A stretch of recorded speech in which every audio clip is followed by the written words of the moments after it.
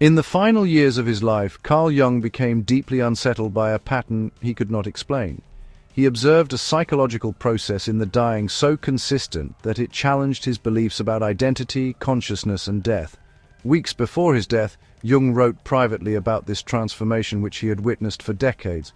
What troubled him most was that it did not begin at death. It is already underway in every person. Ignored, a person might spend life defending an identity built on fear, habit, and the need to belong. Jung suspected that the personality we protect, the image we maintain, is not our true nature.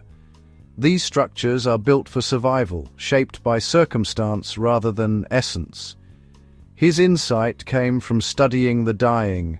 Over 30 years, he worked with terminally ill patients, documenting dreams, observing emotions, and noting psychological changes. As the body weakened, concerns with reputation, achievement, and control dissolved, and a deeper presence emerged which Jung called the self. This self was not defined by name, profession, or social role. It was fundamental and remembered, like a truth resurfacing after forgetting. He was fascinated by the consistency across cultures and beliefs. Dying patients reported diminished fear of death, dream shifts, and a sense of returning to something familiar. The psyche seemed to understand that death is a transition to a deeper state, predating the ego. Most encounter this self only when the ego releases control. Jung noted recurring sequences in dying patients, dreams, movement through roads, rivers, and landscapes symbolizing transition.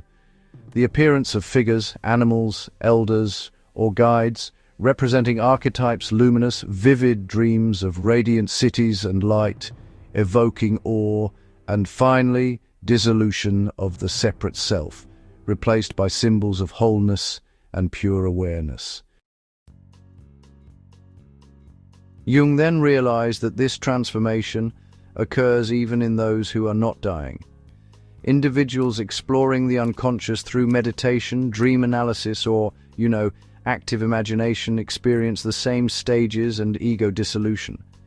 He concluded the process is about awakening, not death. The self communicates continually through dreams, emotions, symbols, and these moments of synchronicity, even if ignored. Most people live on the surface, defending fragile identities and mistaking the ego for the self.